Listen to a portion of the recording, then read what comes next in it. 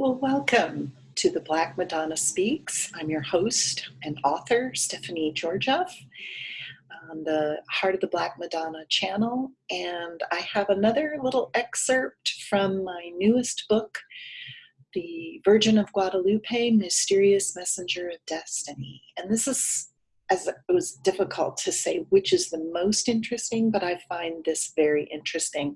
And they're the Miraculous Eyes of Guadalupe. Now, arguably, this is probably one of the most famous images of the Virgin Mary in the world, and it's the Virgin Mary of the Americas, the Virgin of Guadalupe. And absolutely everything about this image is so full of meaning. But what's been very interesting in, I would say, the last century, mainly because of advances in technology such as computer enhancement, there's things that we're learning about this image that our ancestors did not know. And for me, what's interesting is the use of science is actually making this image, in my opinion, proof of a miracle, and much harder to dispute that this is something that was painted in the middle of the 16th century. Now, what we're talking about during this video is the Eyes of Guadalupe.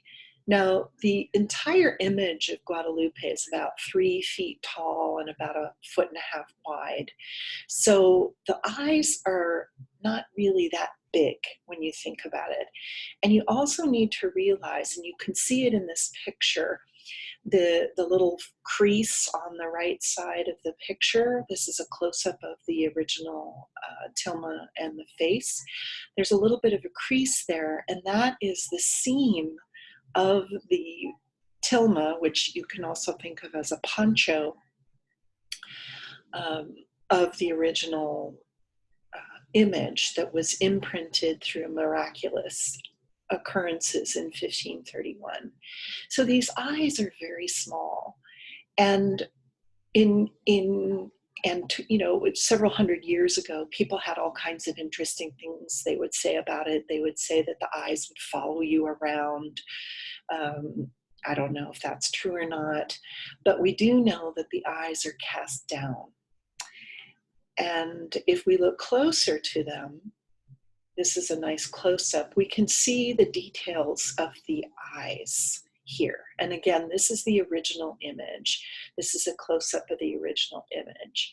Now, when I went to the very first Marian Congress, and this was put on by the Knights of Columbus, and it was in Phoenix, Arizona in 2009, all of the different scientists and cultural historians and theologians gave amazing demonstrations and talks and lectures during this time. And one of the ones that I found the most fascinating was the image of the eyes.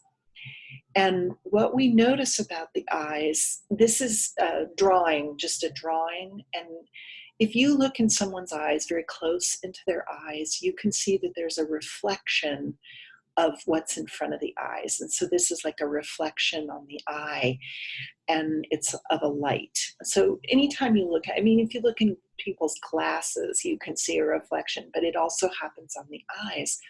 And this is called the Purkinje effect. I'm going to make sure I say that right, the Purkinje effect. And this is just a reality, and it's nothing weird and funky. It's just, anytime you look in your eyes, let's say there's a light above it, you'll see a reflection of the light in your eyes. Now, what these scientists did, and they did this in the 80s, because that's when the technology was available, they were able to enlarge the eyes. They did all these very complicated mathematical and computer enhancement of the eyes, and they saw images in the eyes that if you looked in a room full of people, there would be a reflection. And what was reflected in the eyes is truly, to me, amazing. And there's no way that this could have been painted by a painter in New Spain on rough cactus fibers in 1561. That's when they say that Guadalupe was painted. They say there's no way this really happened in 1531. It really, really happened in 1561, and we painted it. But they didn't have silkscreen at that time. So this is an amazing thing. And if you would like to learn more about what's in the images, which is truly astounding, I invite you to get my book. It's called The Virgin of Guadalupe, Mysterious Messenger of Destiny.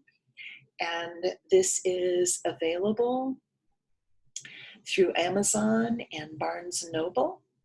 And I'm running a special until the 1st of April. If you purchase your book through Barnes & Noble and you email me the receipt of your purchase, I will send you the not yet released Audible copy of the book. So you get a 2-for-1.